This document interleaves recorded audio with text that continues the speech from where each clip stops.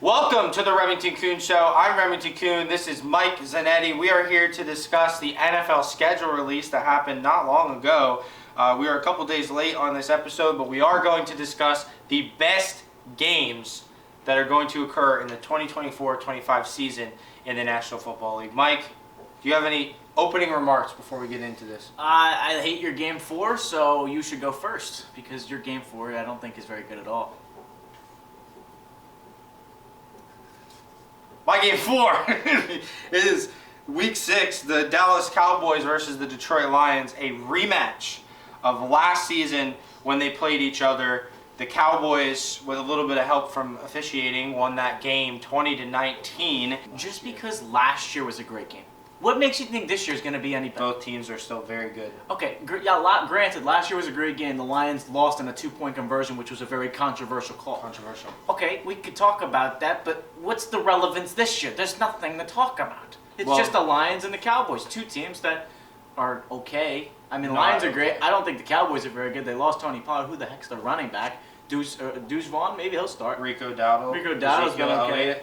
Zeke is back, yeah, but he's not going to do much. He's old and just washed. alternate three bad running backs. The point of the matter is the Lions are going to blow the doors off the Cowboys because they're terrible.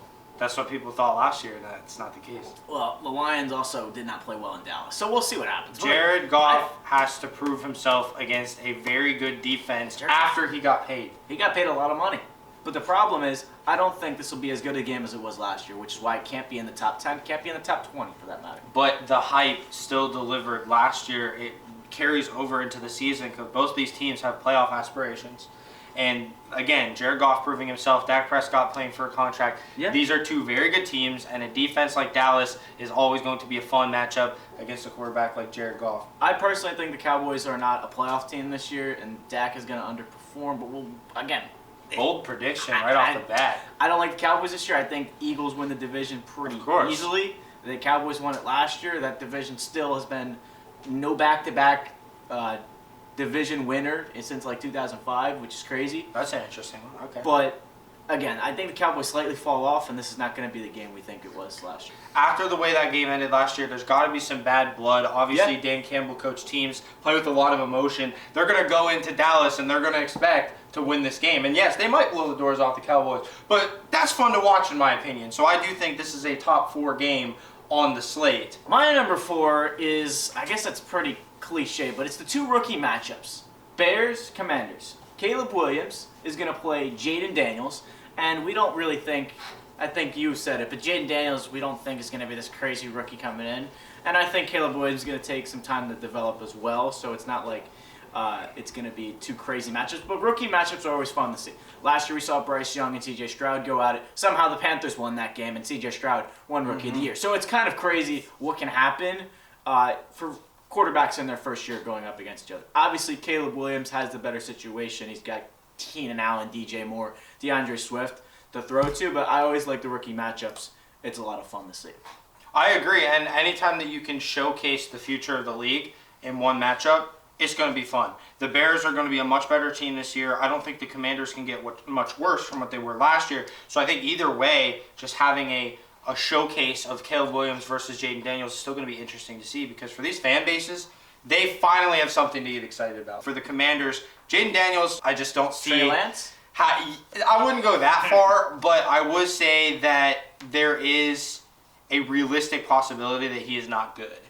And it's a number 2 overall pick in the draft, so obviously there's a lot of added pressure on him, but what made Jaden Daniels special in college was how good his receivers were, as well as his mobility. Yep. And will that be able to translate to the NFL? Is Jaden Daniels that fast? No, not really. Is he really big and strong where he can run people over like Cam Newton? No, not really. So I just don't see Jaden Daniels translating to the NFL as well as Caleb, but I still agree with you there that Caleb is going to have struggles his rookie year. I see comparisons to Trevor Lawrence and Caleb Williams, so I wouldn't be surprised if Caleb has a little bit of growing pains his first year trying to adjust to the new league, but it's still fun just to see these young players go at it, so I agree with you that it's a fun matchup. I just don't think it's top 4. Yeah, fair. I just feel like you want to put it on there just as a little taste. At the same time, last year in the prime time, Commanders played the Bears. DJ Moore, that was the game he had 3 touchdowns. Yeah. And the Bears won 40-20, so that was entertaining to say the least. So two teams Wouldn't say the Commanders or Bears have any crazy defense. I like the Bears secondary, but two teams could see a little higher scoring. Again, you said Jaden Daniels definitely has some work to do at the level. I mean, every rookie quarterback does, but an interesting matchup. I think it had to be mentioned. No, I agree. I think it had to be mentioned, but not as a top 5 game heading into I didn't the want to have season. any cliches either, like, oh yeah, Super Bowl rematch or anything. Well, we're crazy obviously like that. not going to agree as far as our top 4. There are going to be, well, we didn't agree on any of them, but we're trying to keep this interesting, right? All of these games are going to have headlines, they're going to have storylines going in, and that's what makes a good game. It's all about what is on the line. So the longer you get into the season, the more that is at stake, and you're going to see that pattern with 3 out of my 4 games are in the second half of the season. So that brings me to my next pick, which is number 3 on my rankings for best games of 2024-25. Number 3, Week 12, the Harbaugh Bowl. Jim Harbaugh and the Chargers versus John Harbaugh and the Ravens. I think this is going to be an interesting matchup in Week 12. The Chargers are going to be the home team in this matchup. Am I saying the Chargers are going to be a good team this year? Absolutely not. I am not saying that. But it is still going to be fun to see these two battle it out, because think about the Super Bowl. The Harbaugh Bowl, the Ravens and the 49ers. It seems like it was really long ago. That's because it was. And now Jim Harbaugh coming off a national championship with Michigan. He's going to coach the Chargers. And any game where Justin Herbert and Lamar Jackson are going head-to-head is going to be a fun game. Last year when these two teams played each other, it was not a good game. I will say. I was very disappointed in that game. But I think the fact that the Harbaugh brothers are going head-to-head, and it's a Week 12 matchup when these teams are kind of going to get a feel for where they're at in their division, in their league, I think it's going to be a much better matchup than last year. Let's backtrack for a second, because I think that what you said was very interesting. You don't think the Chargers are going to be good at all this year?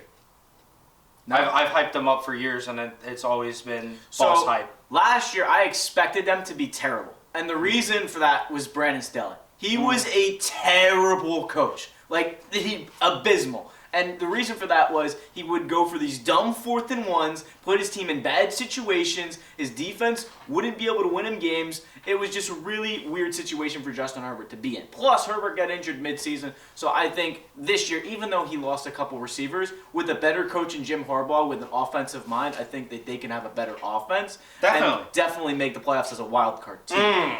So, see, I wouldn't go that far because I think there's too many good teams in the AFC, but I do think they will be better. How can they get worse? Right. And Justin Herbert is a stud. And the fact that he's going to have an offensive mind like Harbaugh that can help mold him into the quarterback that he deserves to be. Well, who's he going to throw the ball to? We've been asking that question for a while. Ladd McConkey. Ladd McConkey's going to be great, but I still feel like the Chargers are really far away. That's fair. I mean, I still think with Herbert, anything's possible, whether you have lackluster receivers or not, just because Herbert's an amazing quarterback. I love him a lot. The arm is incredible. But the Ravens are obviously that playoff team, the number 1 seed. And just basically the storyline of Harbaugh versus Harbaugh, brother versus brother. It's deeper than that, though. It's a lot deeper. Because the Super Bowl history. Harbaugh took coordinators from Harbaugh. And the Chargers running back room, the Ravens running back room for last year, J.K. Dobbins and Gus Edwards. Outside of Keaton Mitchell. So it's not just a Harbaugh versus Harbaugh. It's a revenge game for Gus Bus. It's a revenge game for J.K. Dobbins, his comeback tour, which I think J.K. Dobbins could be outstanding this year. A lot of people, including you, ruled out J.K. Dobbins after these serious injuries that he's been suffering. I think he's a great running back, and I think he's destined for greatness, especially with the Chargers building up their offensive line the way they are. Drafting Joe Alt. I like J.K. Dobbins. And the Ravens defense is still going to be good, but they lost Patrick Queen. I think this game's going to be better than people think. Oh, definitely. So that's why I think genuinely it's a top 4 game this and year. prime time, Exactly. Any better than Monday Night Football, Week 12, Harbaugh, revenge game for so many different coaches and players. I think it's going to be really fun, and I'm just really excited to see how it goes. My number 3, again, I feel like it's expected for people, but Saquon, first game versus New York, he goes back to MetLife, first time, week number 7, Saquon in a green uniform. Everyone is going to boo that man. It's going to be fun to watch. But with a great offensive line, again, he wants to do well. He wants to have a good team. He wants to go far in the playoffs. The Eagles beat them up a couple years ago when the Giants were a wild card team. And now he's got a chance to make a run with a team that is very good. Very good. Very good. I mean, they picked up a lot of players in the offseason. but just the anticipation of Saquon coming back, it's going to be just interesting. I agree with that, Mike, and I think something that people are failing to recognize is that, something they are recognizing, the impact of Jason Kelce retiring is huge. Yeah. But Cam Jurgens. They were prepared for this. Cam Jurgens is here, and Cam Jurgens is an outstanding offensive lineman. They just locked up Landon Dickerson, one of my favorite guards in the league. They still have Lane Johnson.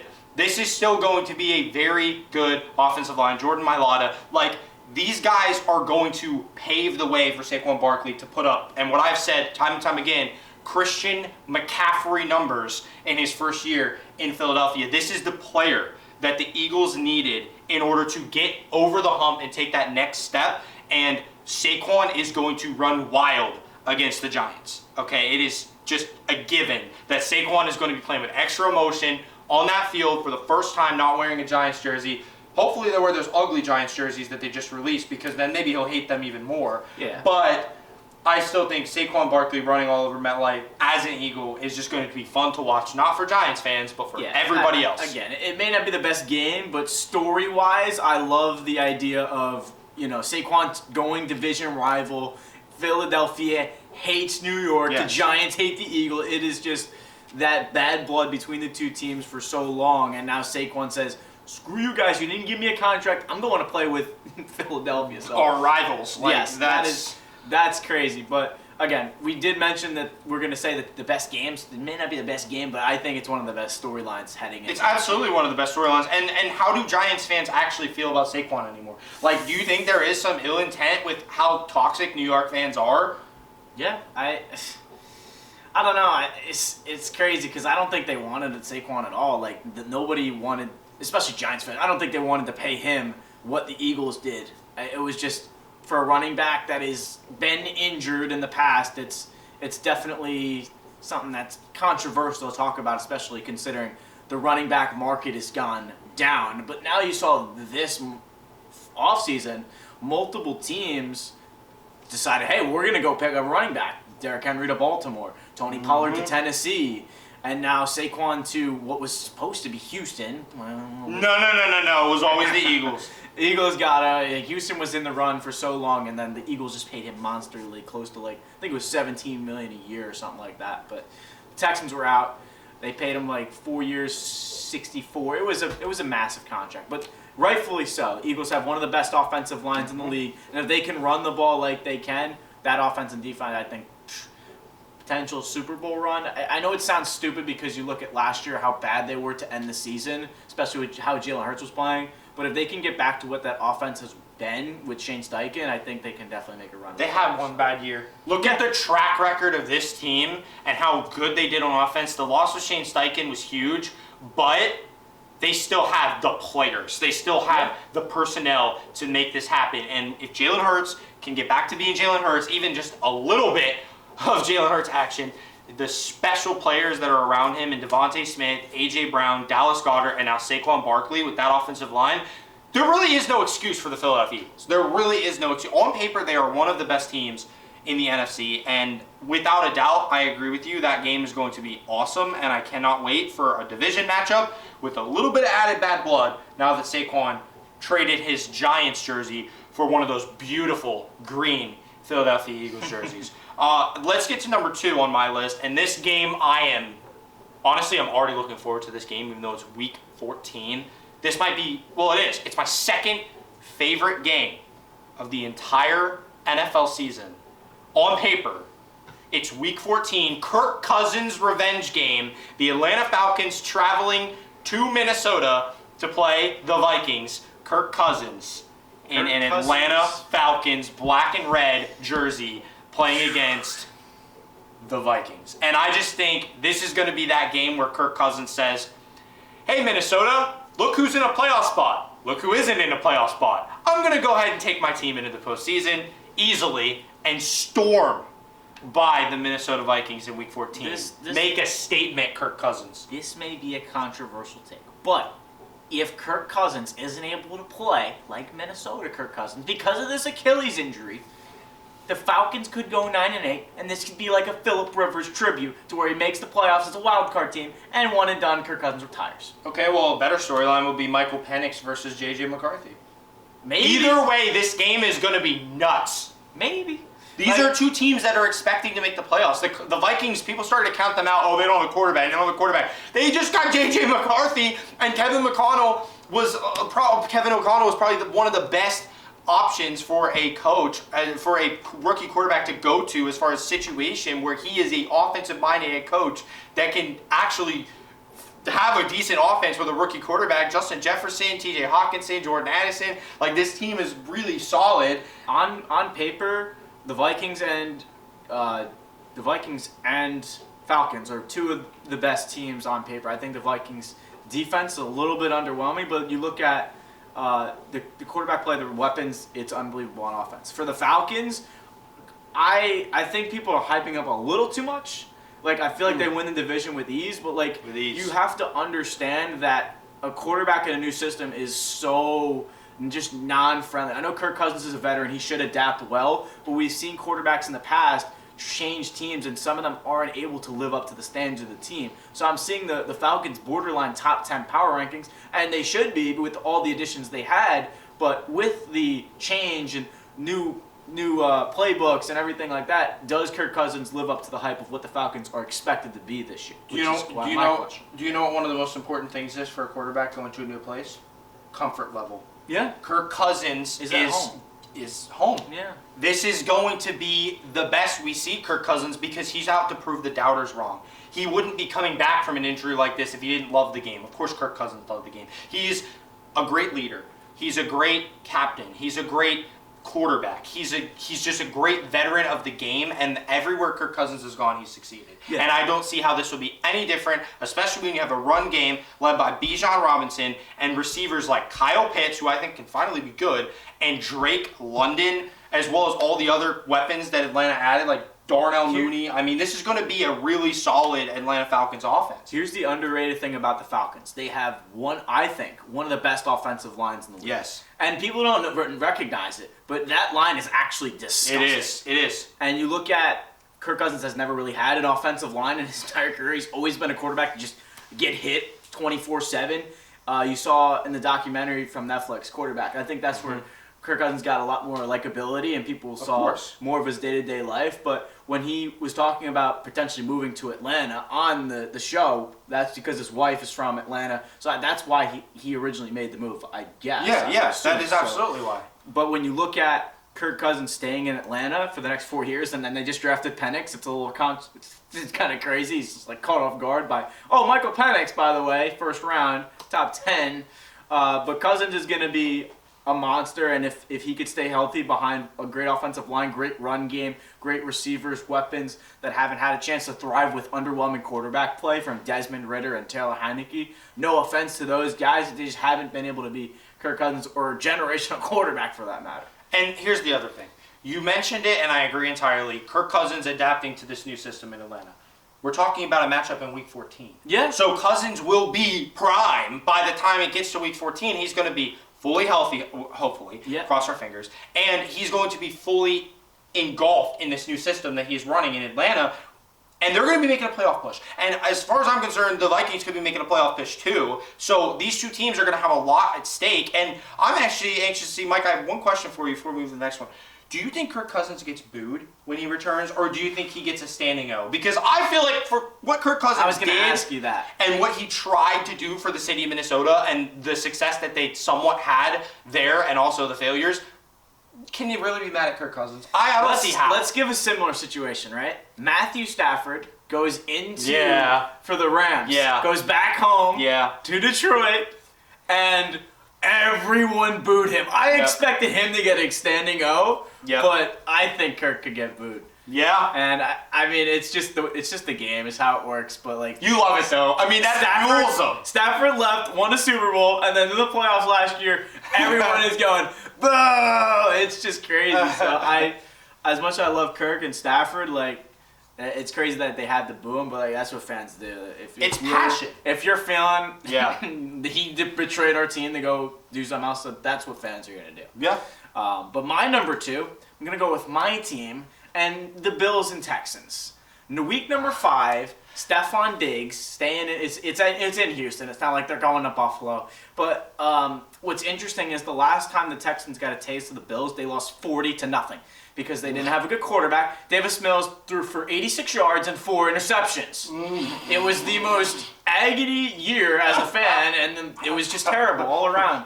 We lost 40-0 and 38-3 in the span of 2 weeks. And we scored 5 points against the Cardinals the week after. In 3 weeks, we got outscored 96-5.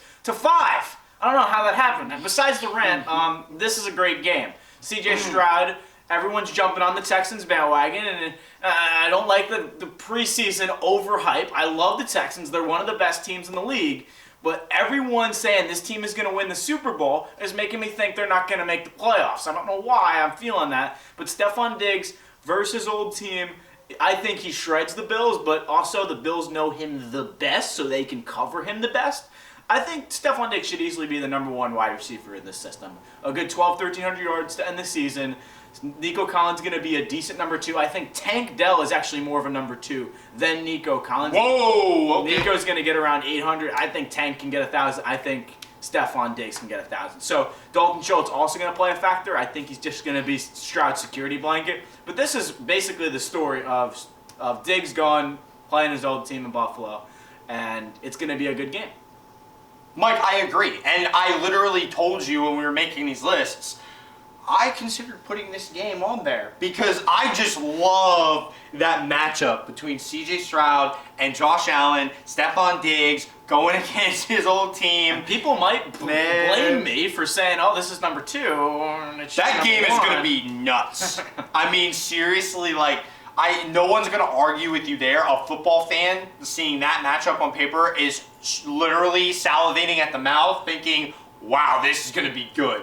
And I don't know, is that a primetime game, or it should be if it's not? That's a shame, because that game is going to be awesome, and I look forward to that because Bills Texans, not just because of Stephon Diggs, but as I just mentioned, seeing Josh Allen go head to head with C.J. Stroud in, as far as I'm concerned, 2 of the 3 best quarterbacks in the AFC. So it's going to be really fun to see what Josh Allen can do with his lackluster, I guess to say, receiver core, and C.J. Stroud has weapons galore left and right to throw the ball to. The one thing about the Texans is their secondary is terrible. Yeah. It's been terrible. Their linebacking core has been depleted. Christian Harris has stepped up. You got a couple guys, but like, that's the thing. DeMeco Ryans is a defensive-minded head coach for a reason, and that's hopefully going to change. The Texans have a great offense. Only thing I'm worried about is the defense. Yeah. And Keon Coleman could have 300 yards and 5 touchdowns. Who knows? Maybe not. Let's be realistic. But Biased. Not biased. I just think the fact. Well, I do have. Yeah. Mike drafts him in the rookie draft. Oh, this guy's going to be Josh Allen's number 1 receiver. I can't wait to see it. That's definitely going to be true, but I just don't like the Texans secondary. The cornerbacks are not very good. No offense to Stingley. He's a little injury prone. He's not a number 3 overall pick just yet. He has to prove himself a little bit more, I think. And then you drafted a guy in Kamari Lassiter, who he's a physical corner. He's a little bit slower, but Texans overall, their defense just has to improve, and they can easily make a run in the playoffs. But I have to see it to believe it. This defense hasn't been good in like a decade. It really hasn't been anything crazy since like Brian Cushing and J.J. Watt and Whitney Merciless. So, okay, are we ready for number 1? Drum roll.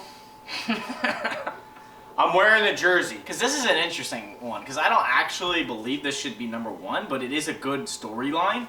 But week 1 is crazy. Jersey. Guess who's coming back in week 1?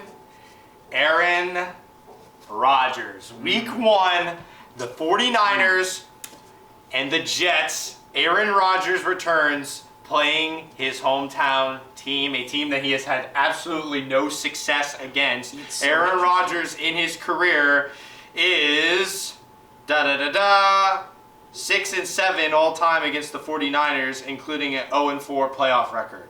Yeah, I mean, maybe he's losing those games on purpose because it's his favorite team. Okay, we're not going to throw any of that out there, Mike. You got a conspiracy theory on the show. But I just think this is an awesome game. Like, for me, looking at this season, the Jets may very well have the best defense in the NFL. If not number 2 to Cleveland, but I think they very well may have the best defense in the NFL. They did last year. Yes, I mean, and they were winning games with no quarterback. Yeah. And now you have Aaron Rodgers, the MVP quarterback. It screams to me Brady going to Tampa. When I first heard that Aaron Rodgers was going to the Jets, I was like, holy crap, this guy's going to win another Super Bowl. And then the MetLife Field is terrible and he blows out his and Achilles. then Aaron Rodgers unfortunately gets hurt on the first series of the season. Now, will that happen again? Who knows? But I would hope not, and I would hope that we get to see a real matchup with Aaron Rodgers playing I'll tell you, in San Francisco. Last year I was so excited to see the Rodgers to Garrett Wilson connection, and now they got Mike Williams, and I was hoping it would be Brock Bowers. I love the Garrett Wilson. I drafted him in all fantasy leagues, and then Rodgers got hurt, and then Zach Wilson came in and said, I am still underachieving, so we're going to trade him to the Broncos. I think you're very well correct. The Jets can easily go to a Super Bowl this year. But it's also the idea that we've been waiting on this Rodgers in a New York Jets uniform for so long that now and even with Hard Knocks, like we were all so hyped to see Rodgers as a Jet, and we have to wait a whole extra year. Now the anticipation is killing me to see what Aaron Rodgers can do with the Jets because their ceiling is winning the Super Bowl. And then he starts the season against arguably the worst team he's had a track record with. Yes. Like the hardest opponent you could put on it for Aaron Rodgers' first game as a Jet. This is literally Monday Night Football is going to be... It's going to be incredible. And I don't see how this isn't the best game. I know it's week 1, but oh my gosh, like this game is going to be incredible.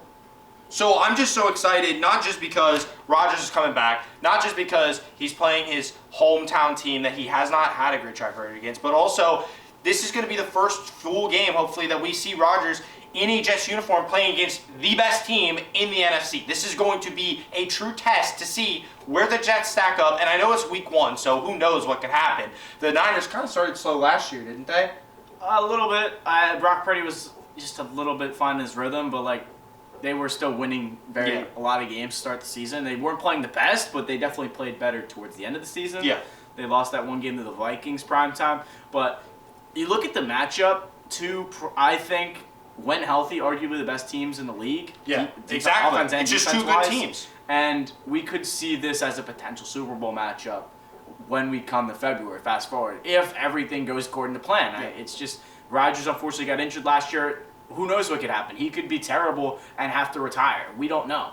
Nobody knows anything until something actually happens on the field. And I'll blame the injury on MetLife because that turf is terrible from being at the stadium, seeing multiple players get injured there. Yeah. They need to go to grass. And it's actually infuriating for not players but fans as well to just see players get injured every single year on terrible fields.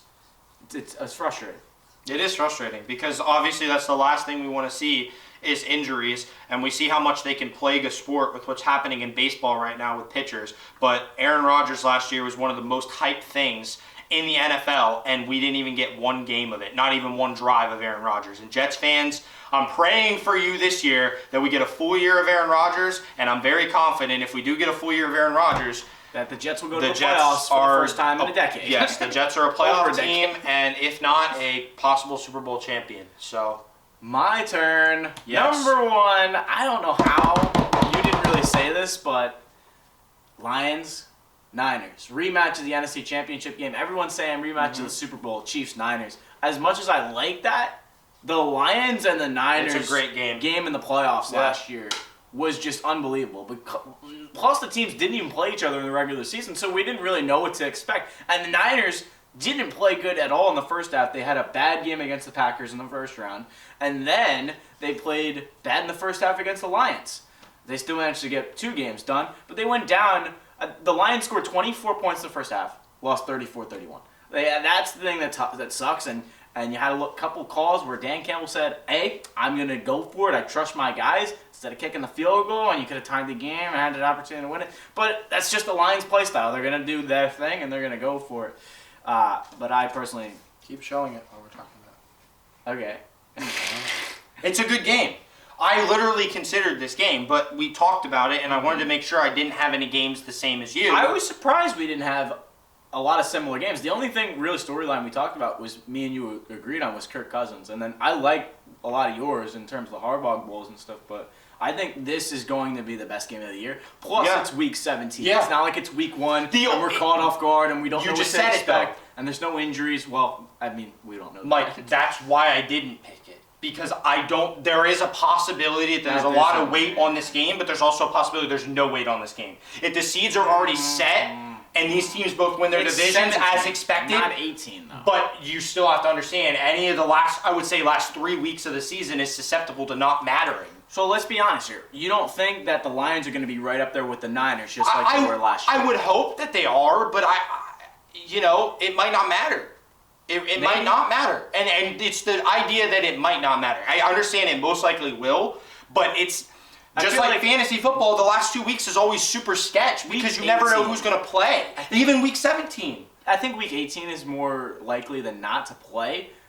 Week 17, you definitely have a lot more riding on, but I can see your point. It's just the idea that it could mean nothing scares me. Yeah. And I didn't want to waste one of my 4 picks because there's so many good games. And not that you waste a pick. If that game is as built up as it's supposed to be. You got to understand there's a lot of bad blood here, though. Yeah. The Lions are pissed. But also, if you are both in a spot where you're not going to change your seed going into the playoffs with 2 weeks left, you're not going to risk it to play a team that you have bad blood against even. Like, it doesn't matter. Sure. So we might end up probably going to see him in the playoffs anyway. Yeah, we might see backup quarterbacks. Yeah. Like, realistically. Because Kyle Shanahan will rest his players. I personally don't think so, but, I mean... It's possible. That's the only reason, Mike. It's a great game. It's arguably 2 of the 3 best teams in the NFC, but...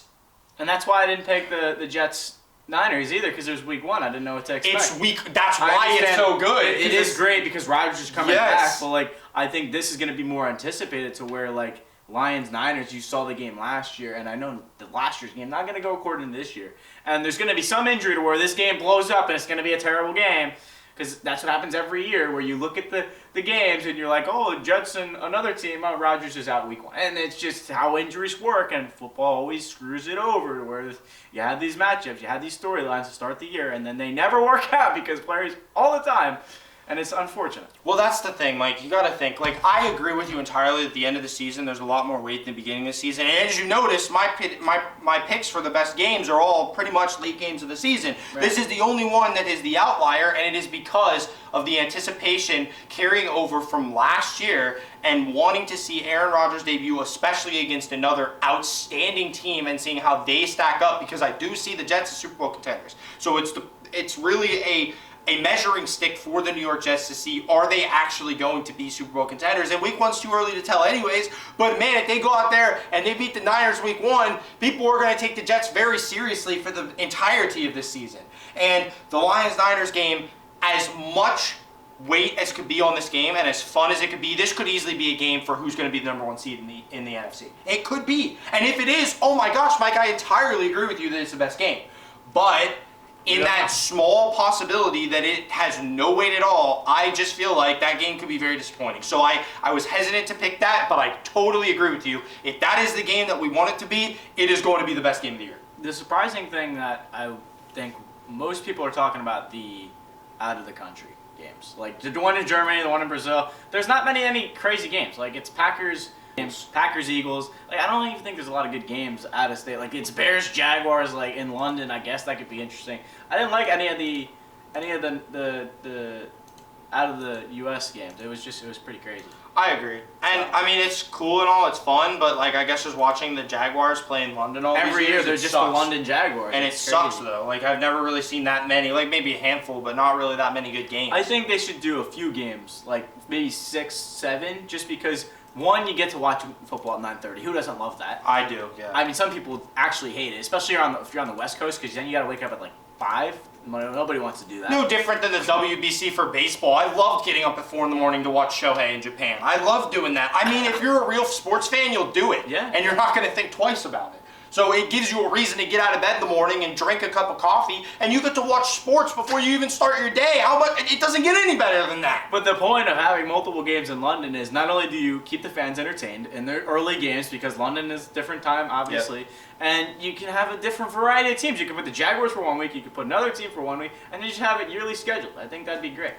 I love the idea of expanding the market for American football because it is the most popular sport here in our country. But once other countries start to really get into it and understand how great of a sport it is and get invested in it emotionally, that will be something that they will be fans of for the rest of their lives. Just like we did with soccer. Soccer's bigger overseas than it is in America, but people that love soccer here really love soccer, and a lot of us have never really fully devoted ourselves to it, but it's the same as other countries not devoting themselves to American football. That's our football. That is our number one sport. I've mentioned a great idea before to you, and I'm still going to stand by it, is that you make the playoffs 8 teams, and you expand 2 divisions, one in the AFC and one in the NFC. Bring 4 new teams, each thing, I know it's a lot, but 40 teams, and you have 16 playoff teams, and it'd be awesome because it's more teams, and I just love this. I would love to see just an expansion draft because you haven't had those in so long. Mike, that would be Madden. It would be crazy. Okay, so think about hockey.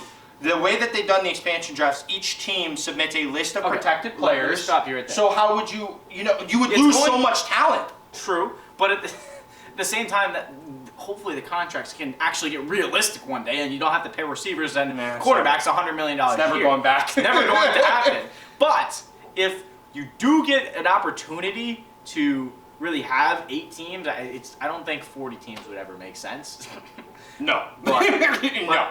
But that, again, it's a Madden thing, but I think the idea of it is just what I love the most. You're allowed to fantasize. We can all fantasize. I have to. I just can't not think about it because I don't think there will be an expansion team for a while. And we had the Kraken for the hockey and the Golden Knights, but now there probably won't be an NFL team for a while. Yeah, I think NHL might be next too. Probably. I mean, the fact that they've already had a couple in our era, but yeah, I mean, hockey's trying to grow, and that's the thing. Like, hockey doesn't have as big a market as it should. In my opinion, it's the most fun sport to watch on TV, and there's just not enough people into it. And they're trying to expand the market by going into cities that don't have a team, or bringing hockey back to cities that don't have a team anymore that used to have a team. So I really love it, and I think it's a really cool thing, any sport to expand, because in my eyes, you can never have too many teams. I agree, 40 teams, I'm all for it, really. I mean, but it's never going to happen. It's just, the more markets that you can get invested, it's like I always root for my hometown team. So if I had a team,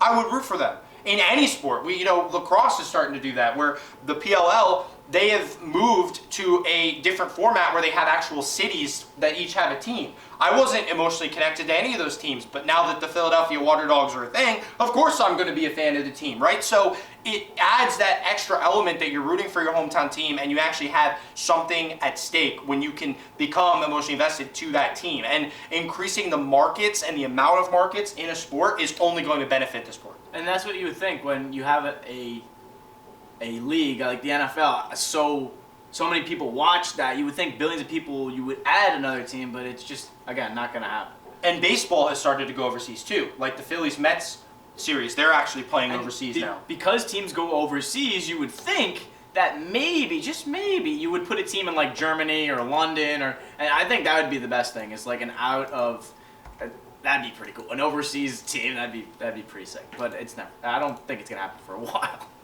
No, I agree entirely. I don't think it's going to happen, but if it did, I would be all for it. And I guess only time will tell. Yeah, we got a little off track from actually the schedule. But it's a good conversation because it is a realistic thing that's happening as we are starting to expand the sport and try to have games in other countries to involve other markets across the globe. And the more that they can be exposed to our sport, the more they'll fall in love with it. I love it. I hate the fact that the NFL has such a long off season, and then you have just not a lot in between. Baseball. Every other sport's going on, Mike. I know that, but once NHL playoffs are over, and once basketball playoffs are over, you have still 2-3 months till the NFL season. Baseball! And that's where that picks up. So it's just like there's no sport to cover other than baseball, and it's so hard to actually... UFC. That's true. But more sports are starting to evolve. Golf. More teams are going around, and it's only going to get better moving forward. I believe. Sports are life. I mean, That's what this show's about. It's not. I mean, what are you doing with life? But yeah, we appreciate you taking the time to watch this episode today and our little rants and arguments for why these games are so good. All the games that we mentioned today, you need to tune into. Get a popcorn, a soda, a beer, I don't care. Sit down on your couch, make it an appointment, and watch these games because you will not want to miss any of the games we talked about today. Thank you all for watching. This has been Mike Zanetti and Remington Kuhn on the Remington Kuhn Show. We will see you next time.